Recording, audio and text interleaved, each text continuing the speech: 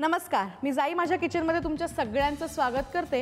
आज जो पदार्थ मी बनवणार आहे तो आपल्या घरातल्या लहान मुलांपासून मोठ्या माणसांपर्यंत अगदी सगळ्यांना आवडतो आणि तो म्हणजे पुरी आणि बटाट्याची भाजी। अगदी सोपी रेसिपी आहे, चला पटकन चालू करूया।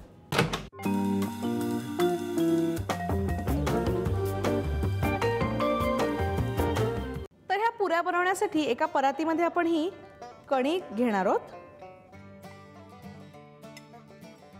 तर त्या कणकीमध्ये आपण घालून घेऊया मीठ आणि तेल।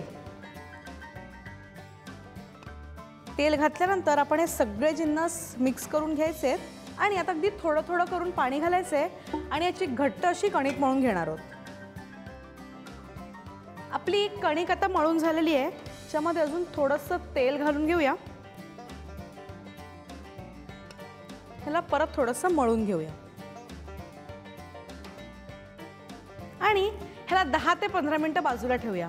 आणि जोपर्यंत आपण ह्याला 10 ते 15 मिनिटं बाजूला ठेवणार आहोत तोपर्यंत बटाट्याच्या भाजीची तयारी करूया।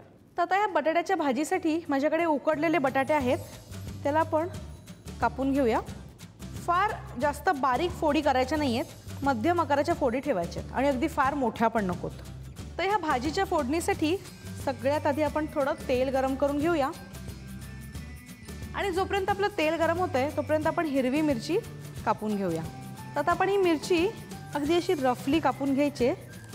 मिरची आपली कापून झाली आहे आणि तेल पण गरम झालंय, याला आपण आता मोहरीची फोडणी देऊया। मोहरी तडतडली की याच्यात घालून घेऊया थोडंसं जिरं, हिंग, मिरची आणि कढीपत्ता। हे सगळं व्यवस्थित मिक्स करूया। गॅस थोडा बारीक करूया आणि या फोडणीतच आपण घालूया हळद। हळद घालून व्यवस्थित मिक्स करूया आणि आता हे जे आपण चिरलेले बटाटे आहेत ते ह्याच्यामध्ये टाकूया। आता आपण हे बटाटे ह्याच्यामध्ये टाकलेत, याला मिक्स करूया।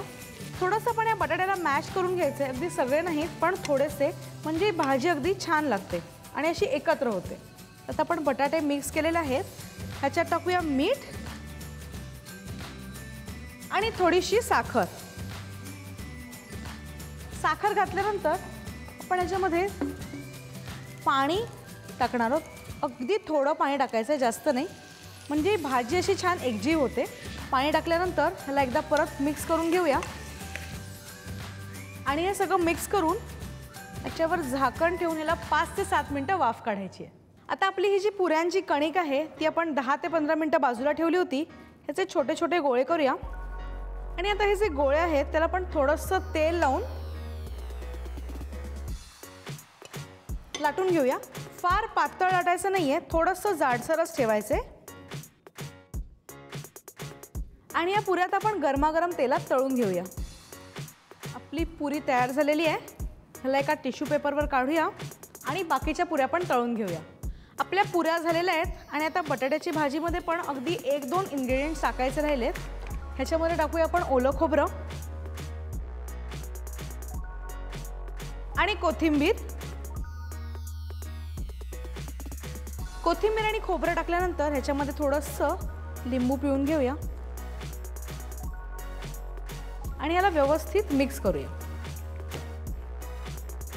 बटाट्याची भाजी आणि पुरी दोन्ही तयार आहे, याला सर्व करूया। आणि आता आपण पुऱ्या पण सर्व करून घेऊया। बटाट्याची भाजी आणि पुऱ्या तयार आहेत। रेसिपी आवडली असेल तर लाईक करा आणि सबस्क्राइब करायला विसरू नका।